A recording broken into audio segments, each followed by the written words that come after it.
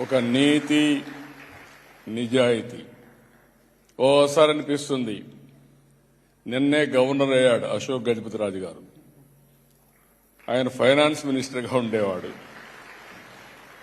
నేను ఫస్ట్ డెలిగేషన్లో ఆయన తీసుకుని ఇక్కడికి వచ్చాను.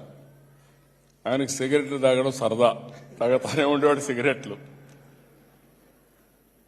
నేను ఎప్పుడు అనేవాడు, నువ్వు ఈ సిగరెట్ మానవయ్యా, లేకపోతే నీ ఆరోగ్యం పోతుంది, కొంచెం కంట్రోల్ చేసుకోమని చెప్పేవాడిని. సింపుల్ మ్యాన్, సిగరెట్లు తాగేవాడు. సింగపూర్కి వచ్చాడు, సిగరెట్ తాగడం మానేశాడు. నాకు ఆశ్చర్యం వేసింది.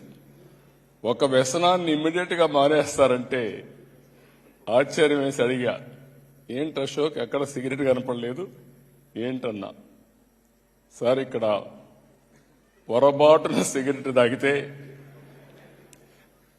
$500 ఫైన్ వేస్తారు. నేను తెచ్చింది $500. ఇప్పుడు $500 పోతే నేనేం చేయాలి సార్ అన్నాడు. That is the power of Singapore.